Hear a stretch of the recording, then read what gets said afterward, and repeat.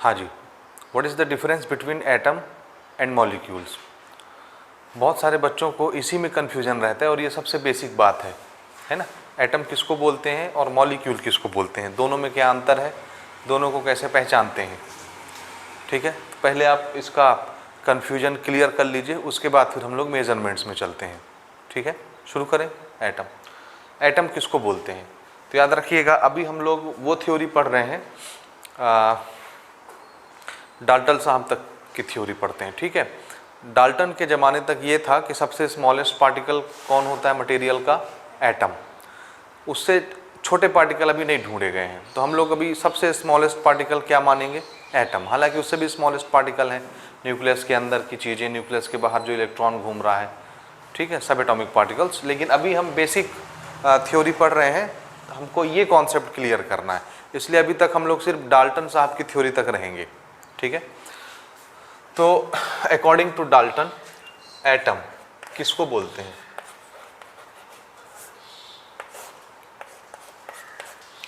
तो याद रखना एटम किसी भी मैटर का सबसे स्मॉलेस्ट पार्टिकल होता है, सबसे स्मॉलेस्ट। ठीक है, एटम की खासियत यह है कि वो हमारे इस नेचर में फ्री स्टेट में मिलता भी है और नहीं भी मिलता, मिल भी सकता है और नहीं भी मिल सकता। यानी कुछ टाइप के एटम ऐसे हैं जो फ्री स्टेट में एग्जिस्ट करते हैं, अकेले, सिंगल। फ्री स्टेट में एग्जिस्ट करना, इसका क्या मतलब है, सिंगल आइसोलेटेड एटम, यानी सिंगल एटम, एक और एटम आ जाएगा, ये जुड़ जाएगा तो मॉलिक्यूल बन जाएगा ना। सिंगल एटम, सिंगल, जैसे हाइड्रोजन का अगर मैं नाम लूँ, हाइड्रोजन एलिमेंट का, तो हाइड्रोजन का नाम लेने से आपके दिमाग में क्या पिक्चर बनता है, H2, यानी कम से कम 2 हाइड्रोजन के एटम। हाइड्रोजन का एटम कभी भी सिंगल आइसोलेटेड एग्जिस्ट नहीं करता, यानी सिंगल H, 1H एग्जिस्ट नहीं करता, मिलता ही नहीं है। जब भी नेचर में हाइड्रोजन गैस मिलेगी हमेशा किस रूप में मिलेगी, H2। इसी तरह oxygen, oxygen O2, nitrogen N2। बात समझ रहे हैं। तो हम अगर आपको बोलेंगे कि ऑक्सीजन गैस नेचर में किस रूप में मिलती है, तो आप क्या कहेंगे, O2 के फॉर्म में मिलती है, यानी 2 ऑक्सीजन कंबाइन होके ही मिलते हैं। सिंगल ऑक्सीजन का एटम नेचर में नहीं मिलता, एग्जिस्ट ही नहीं करता, रहता ही नहीं है। वो उसकी वैलेंसी की वजह से, वो आगे हम डिस्कस करेंगे क्यों चीज़ें कंपाउंड बनाती हैं, मॉलिक्यूल बनाती हैं, क्यों मॉलिक्यूल के रूप में मिलती हैं, सिंगल क्यों नहीं मिलती। समझ आया। तो एटम कभी ऐसा भी हो सकता है कि सिंगल मिल जाए, सिंगल आइसोलेटेड एटम, जैसे मेटल्स के कुछ एटम है, हमारे आयरन का हो गया, गोल्ड का हो गया, सिल्वर का हो गया, ये सिर्फ ऐसे ही मिल जाते हैं, Fe, single, one atom of iron, Fe, 1 atom of silver, Ag, 1 atom of gold, Au, ये ऐसे ही एग्जिस्ट करते हैं। समझ आ रहा है कि नहीं आ रहा। जैसे नोबल गैसेस हैं, नोबल गैसेस में आपका नियॉन हो गया, आर्गन हो गया, क्रिप्टन हो गया, जेनान हो गया, ये सारी चीज़ें सिंगल ऐसे ही एग्जिस्ट करती हैं। उसमें फिर अगर हम नियॉन की बात करते हैं तो Ni2 नहीं मिलता, Ni ही मिलता है, सिंगल, एक ही इकलौता एटम मिल जाता है नेचर में, वैसे ही एग्जिस्ट करता है। तो एटम की ब्यूटी क्या है कि कभी वो आइसोलेटेड एग्जिस्ट भी कर सकता है और कभी नहीं मिलता। तो फ्रीली इंडिपेंडेंट एग्जिस्टेंस होता भी है और नहीं भी होता, हर तरह के एटम है ना। बात समझ रहे हो कि नहीं, समझे कि नहीं। इसको ऐसे याद रखो आप, हमको ऑक्सीजन एटम खोज के लाना है, ऑक्सीजन ढूंढना है, तो ऑक्सीजन किस रूप में मिलेगा आपको, O में मिलेगा या O2 में मिलता है, O2 में मिलता है। तो O2 कम से कम 2 एटम जमा हो गए ना, तो उसको हम मॉलिक्यूल बोलते हैं। क्या बोलते हैं, मॉलिक्यूल। और मॉलिक्यूल नेचर में फ्रीली मिलता ही है, जितने भी आप मोस्ट एलिमेंट्स को देखोगे उसमें हमेशा मॉलिक्यूल्स ही होंगे, समझे। O2, N2, O3, P4, S8, S6, एक से ज़्यादा एटम जहाँ जमा हुए तो वो क्या कहलाता है, मॉलिक्यूल। तो मॉलिक्यूल एक ऐसी चीज़ है जो नेचर में फ्रीली एग्जिस्ट करती है, समझ आया। लेकिन एटम इंडिपेंडेंटली एग्जिस्ट कर भी सकता है, नहीं भी कर सकता। आई बात समझ में। मोस्ट ऑफ द केस नहीं करता है, अकेले एग्जिस्ट नहीं करता, जब भी एग्जिस्ट करेगा कम से कम 2 मिल के एग्जिस्ट करेंगे, समझ गए। So what is atom, atom is a smallest substance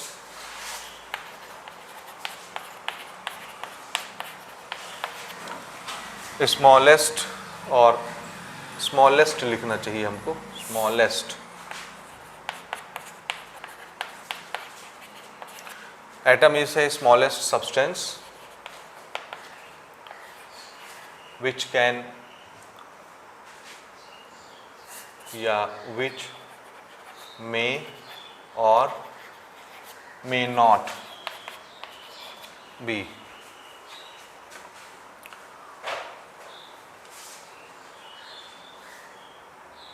which may or may not be कैसे लिखें, smallest substance which may or may not be exist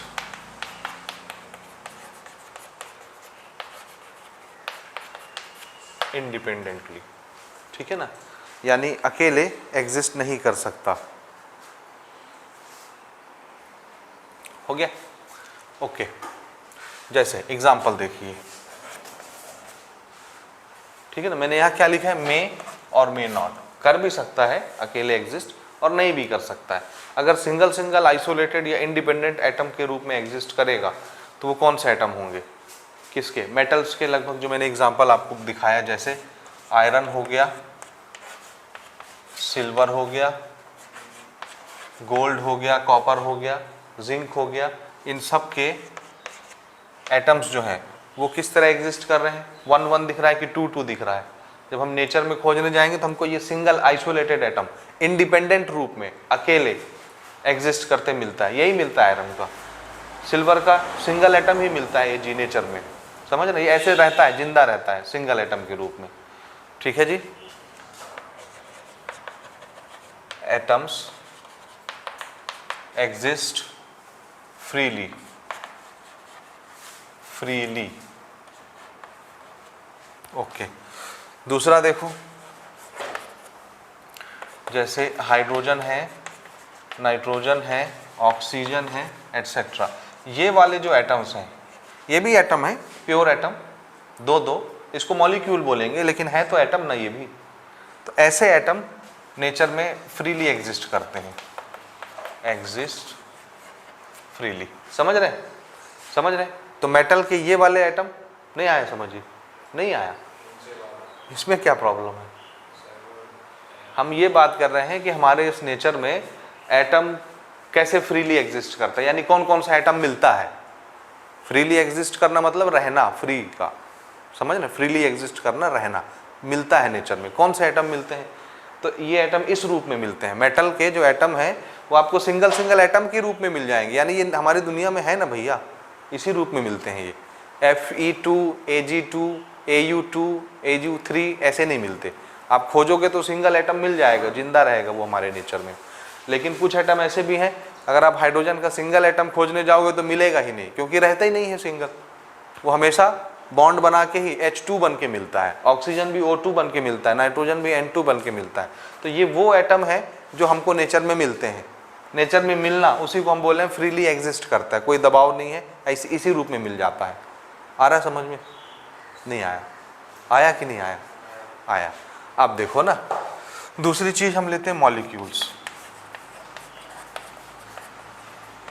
अंतर पहचानिए, बेसिकली ये जो यहां मैंने लिखा है यही क्या चीज है, मॉलिक्यूल्स, समझे। और मॉलिक्यूल्स ऐसी चीज है जो नेचर में फ्रीली एग्जिस्ट करती ही करती है हमेशा। एटम तो करता है या नहीं करता, करता है मतलब ये इस तरह से इसमें इसमें इसमें मिलते हैं, मेटल्स के जो एटम्स हैं इसी रूप में मिलते हैं।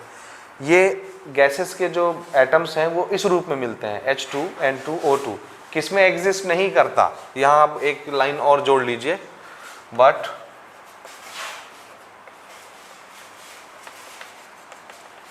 Can not exist as hydrogen, oxygen, nitrogen etcetera. क्या है समझ में, हाइड्रोजन, नाइट्रोजन, ऑक्सीजन किस रूप में एग्जिस्ट करते हैं, यानी मिलते हैं H2, O2, N2, किस रूप में नहीं मिलते नेचर में, HON, single single isolated atom नहीं मिलता। तो ये फ्रीली एग्जिस्ट नहीं करते, समझ रहे हैं। फ्रीली एग्जिस्ट किस रूप में करते हैं, किस रूप में मिलते हैं, इस रूप में मिलते हैं, ठीक है।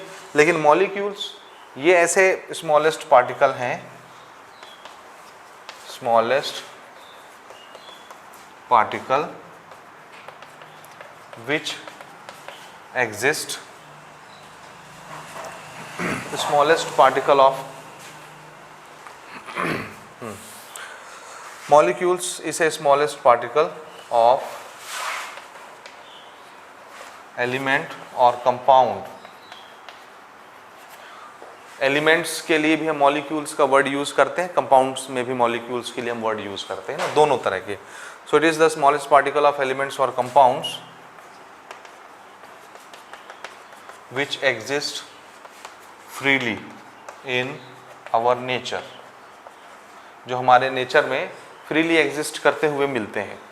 ये समझ आया कि नहीं आया? जैसे एक तो ऊपर हम लिख चुके हैं, मॉलिक्यूल का मतलब तो समझ रहे हो ना, कम से कम कितने एटम जमा हो जाएं? 2। सिंगल एटम भी रहेगा तो भी उसको मॉलिक्यूल बोल सकते हैं। समझे? नहीं समझे? नहीं समझे? देखिए बेसिक डिफरेंस ये है, जो नेचर में फ्रीली एग्जिस्ट करेगा यानी जो नेचर में मिलेगा उसको क्या बोलना आंख बंद करके? मॉलिक्यूल। समझ आया? क्या बोलना आंख बंद करके? नेचर में मिला मतलब कौन हो तुम? मॉलिक्यूल हो।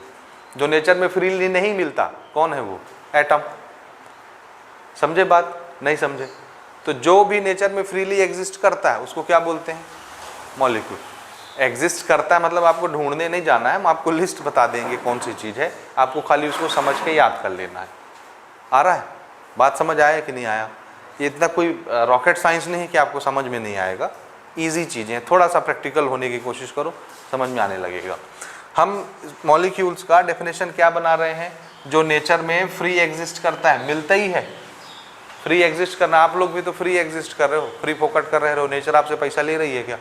हम आपको ढूंढने जाएंगे तो मिल जाओगे ना घर में, कि नहीं मिलोगे? लेकिन क्या तुम्हारा आधा टुकड़ा मिलेगा मुझे, कि दोनों टुकड़ा जुड़ के मिलेगा? जुड़ के मिलोगे ना सिंगल पीस में। ये सिंगल पीस है, ये सिंगल पीस है, इसी पीस में ये मिलता है। जब भी खोजेंगे हाइड्रोजन गैस को तो हमेशा इसी रूप में मिलेगा, सिंगल हाइड्रोजन के रूप में नहीं मिलेगा एक एटम। इसको अलग करने के लिए हमको फिर इसके बॉन्ड को तोड़ना पड़ता है और फिर इसको अलग करते हैं, तब जाके सिंगल एच मिलता है। लेकिन रहा सवाल नेचर में कहीं अगर ऑक्सीजन गैस है तो वो किस रूप में है? तो हम क्या बोलेंगे? O2 के रूप में है। समझ गए? ऐसा रहता है, वो सिंगल O नहीं मिलता हमको नेचर में, एग्जिस्ट ही नहीं करता। तो जो चीज़ नेचर में एग्जिस्ट करती है फ्रीली उसको क्या बोलते हैं? मॉलिक्यूल।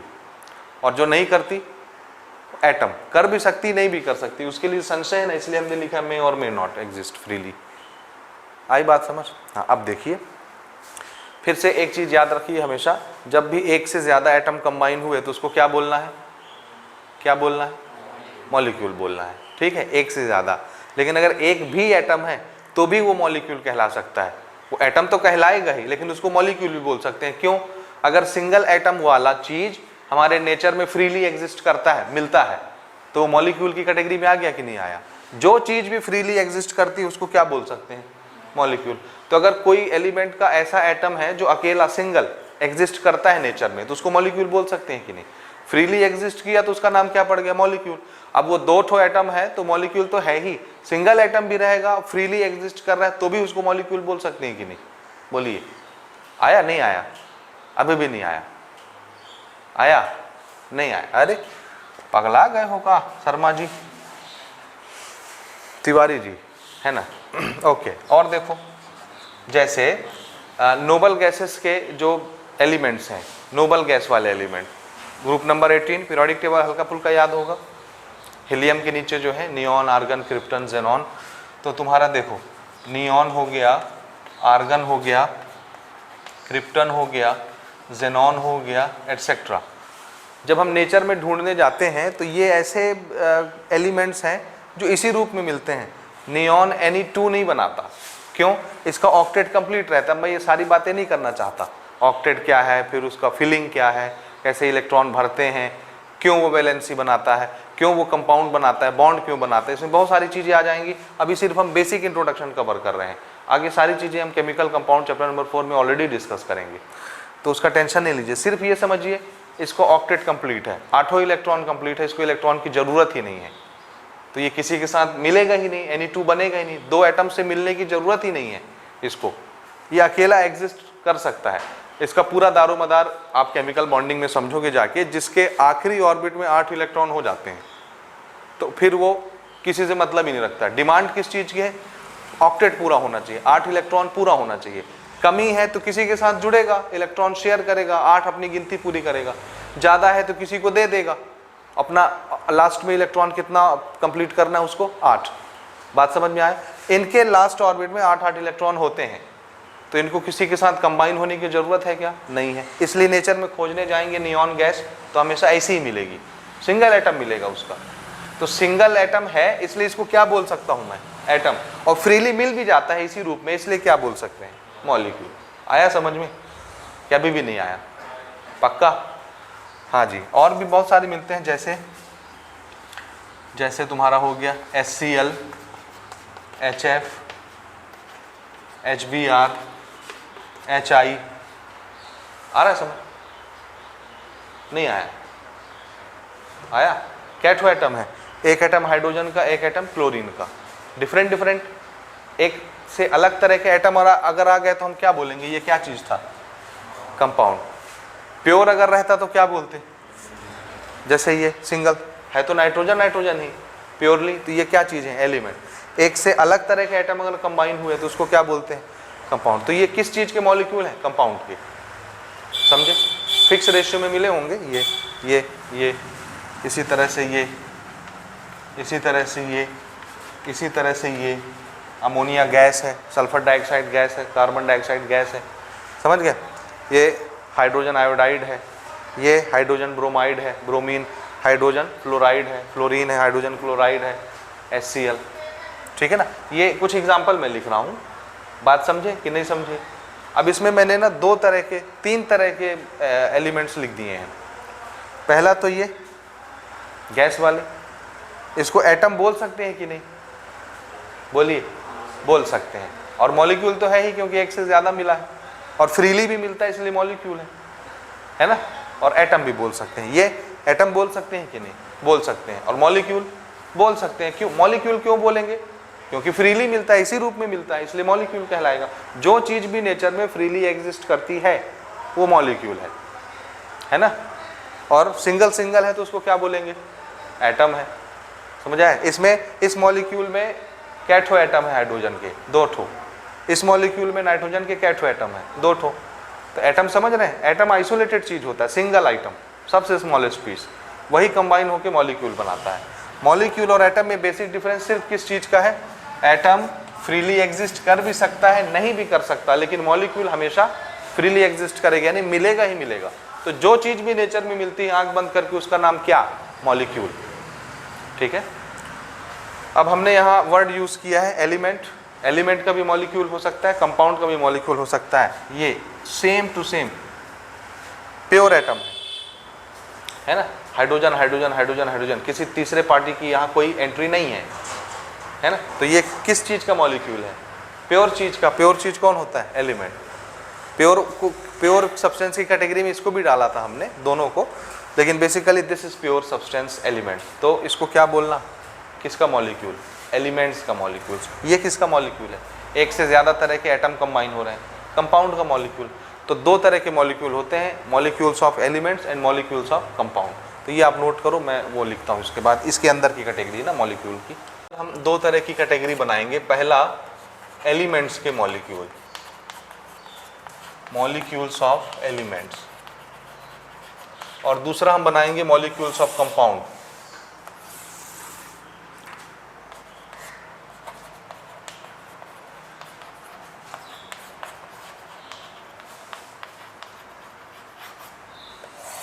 एलिमेंट और कंपाउंड दोनों ही प्योर सब्सटेंस माने जाते हैं, लेकिन इनका बेसिक डिफरेंस हम पहले क्लियर कर चुके हैं। आपको क्लियर है?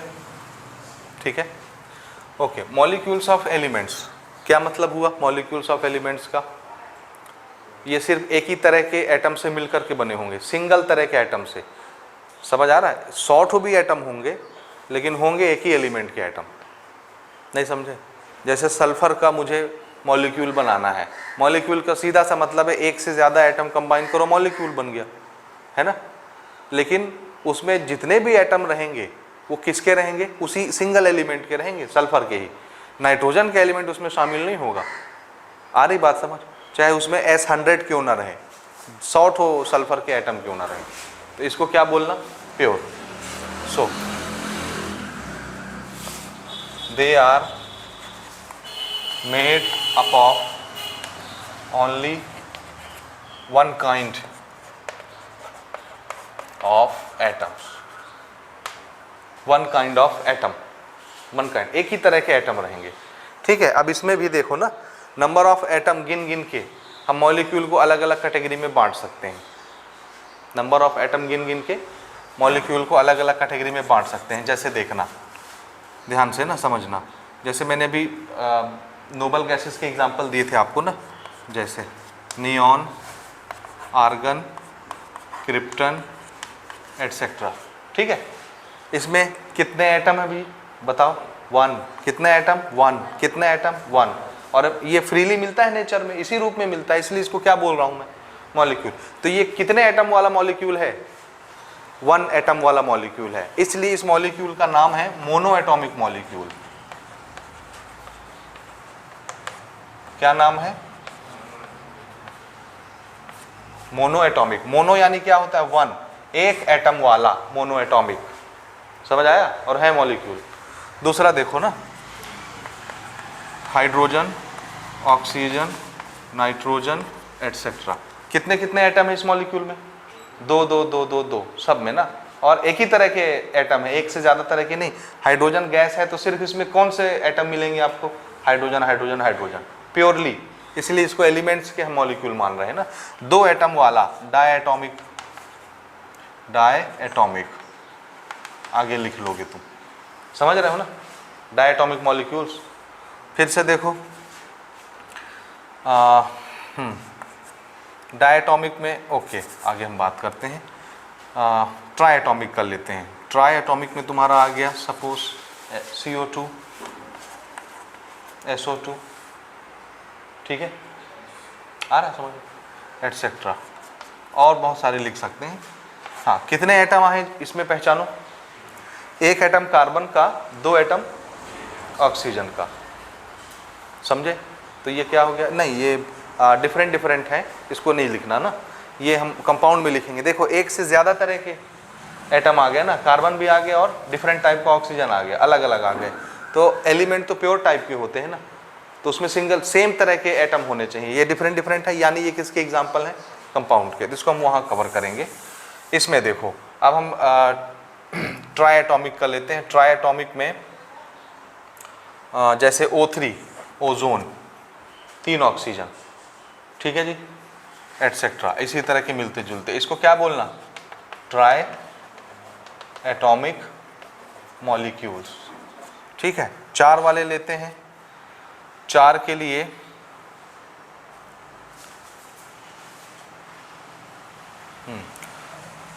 वर्ड क्या यूज करते हैं? टेट्राएटॉमिक। कौन सा एलिमेंट टेट्राएटॉमिक बनाता है? P4 बनता है, और भी हैं कुछ कुछ। फिलहाल तो P4 ही लिख लो। P4 फॉस्फोरस, फॉस्फोरस के और भी बनते हैं, P5, बहुत सारे इसके वेरिएंट है ना। अब इस वेरिएंट को भी क्या बोलते हैं वो आगे हम डिस्कस करेंगे। अभी सिर्फ हम बेसिक चीज़ें डिस्कस कर रहे हैं, क्यों बनता है, क्या क्या बनता है, ये आगे की बातें हैं। ठीक है ना, अभी सिर्फ बेसिक चीज़। P4 कितने एटम जमा है भाई? सेम तरह के एटम कैठो हैं? 4 ठो। 4 के लिए वर्ड क्या यूज करते हैं अपन? Tetra atomic molecule. ठीक है, इसी तरह P5 बनता है तो वो पेंटाएटॉमिक मॉलिक्यूल हो जाएगा। समझ रहे हो? समझे कि नहीं समझे? S6 बनता है, हेक्साएटॉमिक मॉलिक्यूल हो जाएगा। ऐसे कुछ 7 बनता है तो उसको हेक्टाएटॉमिक बोलेंगे। कुछ 8 बनता है, जैसे ऐसे आगे चलते जाएंगे, S8। ठीक है, सल्फर 8 भी बनाता है ना, इसी तरह के कंपाउंड। इसको क्या बोलना? Octa atomic molecule. ये बहर के अब समझ में आ गया ना। इसमें हम जितने भी एग्जांपल ले रहे हैं, हर एक में एटम किस टाइप के हैं? सेम टाइप के। इसलिए ये प्योर है, इसलिए ये किसके मॉलिक्यूल्स हैं? एलिमेंट्स के। एलिमेंट्स में जितने भी एटम होते हैं सब प्योर होते हैं। ठीक, अब कंपाउंड। कंपाउंड में एक से ज़्यादा तरह के एटम कंबाइन हो सकते हैं, है ना। तो इसको हम डिफाइन कर सकते हैं, they are made up of more than one kind of atoms। और डिफरेंट एटम्स, और डिफरेंट एटम्स, ऐसे भी लिख सकते हो। They are made up of more than one kind of atoms और मेड बाय डिफरेंट एटम्स, कुछ भी लिख सकते हैं आप, है ना। एक से ज़्यादा तरह के एटम अब कंबाइन होंगे तो ऐसे मॉलिक्यूल्स किसके मॉलिक्यूल्स कहलाएंगे? कंपाउंड के मॉलिक्यूल्स कहलाएंगे। जैसे फॉर एग्जांपल सिंगल अगर हम बात करें, अब सिंगल तो नहीं हो सकता ना, ध्यान से देखना, अंतर समझना। अगर मैं कंपाउंड के मॉलिक्यूल ले रहा हूँ और सिंगल सिंगल सिंगल लिखूंगा तो उसको कंपाउंड बोलेंगे क्या? कंपाउंड के लिए शर्त क्या है? कंबाइन होना फिक्स रेशियो में। तो कंबाइन होने के लिए कम से कम 2 ठो मेंबर तो चाहिए ना। तो ये कहाँ से स्टार्ट होगा? क्या मोनो एटॉमिक होता है कंपाउंड में? आंसर है नहीं। कंपाउंड बनने के लिए कंबाइन होना जरूरी है और कंबाइन होने के लिए 2 ठो होना जरूरी है। और सेम सेम भी नहीं चाहिए, क्योंकि कंपाउंड किसको बोलते हैं? अलग अलग टाइप के एटम जब कंबाइन होते हैं तब उसको कंपाउंड बोलते हैं। इसलिए क्या नहीं हो सकता वहाँ? ये मोनोएटॉमिक नहीं मिलता। तो कहाँ से मिलना स्टार्ट होगा? डायटॉमिक से। समझ आया? 2 एटम वाला। जैसे एग्जांपल देखना, तुम्हारा HF हो गया, HCl हो गया, HBr हो गया, ठीक है, HI हो गया, इस तरह के ढेरों एग्जांपल्स हैं।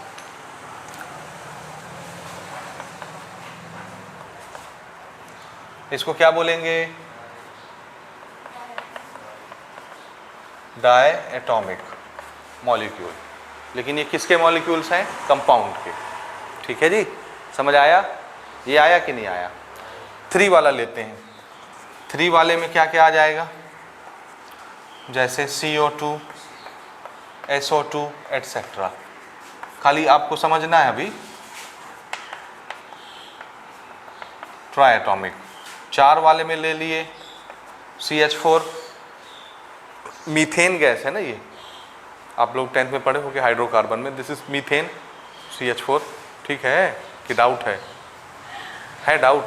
नहीं है, okay. CH4 methane gas, gas है ये भी। कितने एटम है इसमें? देखिए टोटल नंबर ऑफ एटम 5 हो गए, तो मुझे 4 लेना है। ओ ज़्यादा ले लिया मैंने। 4 के लिए वो मिथाइल हो जाएगा। मिथाइल फ्रीली एग्जिस्ट नहीं करता ना। कोई और बताओ 4 के लिए? ये तो पेंटा एटॉमिक हो गया, इसको यहाँ लिख देते हैं।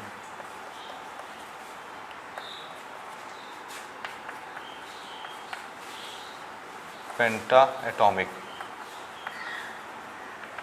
4 वाला कुछ याद आता हो तो बताओ, नहीं तो आप समझ तो गए हो भावनाओं को। समझ गए हो कि नहीं समझे हो? समझ गए हो? CaCl2 है, वो भी 3 ही है शायद, है ना। CaCO3, हाँ ये कौन सा है? CaCO3। अच्छा इसमें 5 आ जाएंगे, 5 एक से ज़्यादा एलिमेंट कंबाइंड हो जाएंगे। CaCO3, 3 1 4 1 5, नो उसको भी नहीं लेंगे। 4 वाला सोचिए, इमेजिन कीजिए कुछ अगर मिल जाए 4 वाला। हाँ एक वो हो सकता है SO3, सल्फर ट्राइऑक्साइड भी बनता है। हाँ इसको पहचानो, ये क्या है? 3 और 1 4, 3 एटम ऑक्सीजन के, 1 सल्फर के, SO3। ये किसका एग्जाम्पल हो गया? Tetra atomic molecules. समझ रहे हो? और इसमें देखो एक से ज़्यादा तरह के एटम कंबाइन हो रहे हैं, डिफरेंट अलग अलग एटम। ठीक है, आ गया समझ? So this is molecule of compound, this is molecule of elements. अंतर समझ आया? बेसिक डिफरेंस किस में याद रखना है? एटम और मॉलिक्यूल में। एटम किसको बोलते हैं, मॉलिक्यूल किसको बोलते हैं? ये इसमें तो लफड़ा नहीं है आपको ना। Atom is the smallest substance which can exist freely और can not exist freely. Freely मिलता भी है और नहीं भी मिल सकता, है ना, लेकिन रहेगा सिंगल आइटम, उसमें एक से ज़्यादा जमा नहीं हो सकते। समझे? और मॉलिक्यूल का क्या तरीका है? मॉलिक्यूल तो मिलेगा ही मिलेगा। जो चीज़ भी नेचर में फ्रीली एग्जिस्ट करती है उसको क्या बोलना आंख बंद करके? मॉलिक्यूल। भले वो सिंगल एटम हो तो वो उसको एटम भी बोल सकते हैं, उसको मॉलिक्यूल भी बोल सकते हैं, दोनों बोल सकते हैं। ठीक है, तो ये आपको क्लियर रखना है दिमाग में। अच्छा, अब इसमें एक छोटी सी चीज़ नोट मार के आप लिखेंगे अपनी कॉपी में। किसी भी मॉलिक्यूल के अंदर जितने नंबर ऑफ एटम होते हैं, क्या? हाँ, एक मॉलिक्यूल के अंदर जितने नंबर ऑफ एटम होते हैं वो उस कंपाउंड या उस मॉलिक्यूल की एटॉमिसिटी कहलाती है। क्या कहलाती है? एटॉमिसिटी। याद रहेगा? याद रहेगा? So number of atoms in one molecule, एक मॉलिक्यूल के अंदर ना, सिंगल मॉलिक्यूल के अंदर, याद रखना, number of atoms in one molecule is called its atomicity. ये ठीक है, याद रहेगा। जैसे इस मॉलिक्यूल में नंबर ऑफ एटम कितने हैं, 4 है ना। इस मॉलिक्यूल में नंबर ऑफ एटम कितने हैं, 2। इस मॉलिक्यूल में नंबर ऑफ एटम कितने हैं, 1। तो इसकी एटॉमिसिटी कितनी, 4, इसकी एटॉमिसिटी 2, इसकी एटॉमिसिटी 1। ठीक, इससे एक चीज और आपको सीखने को मिली, नंबर ऑफ एटम कौन से नंबर से रिप्रेजेंट होता है, कहाँ लिखा होता है, बोलिए कहाँ लिखा होता है। जैसे ये एक सिंबल है किसी भी चीज़ का, ये हो सकता है, ये हो सकता है, कोई भी चीज़, ये हो सकते हैं, एक्स से रिप्रेजेंट कर दिए किसी भी एलिमेंट के सिंबल को, this is x. Number of atom कहाँ से रिप्रेजेंट होता है, ये जो नीचे में नंबर लिखा रहता है, ये किस चीज़ को रिप्रेजेंट करता है, नंबर ऑफ एटम को। यहाँ पर जो नंबर लिखा रहता है, ये वाला नंबर, ये नंबर किस चीज़ को रिप्रेजेंट करता है, बताओ, नंबर ऑफ एटम्स को रिप्रेजेंट करता है।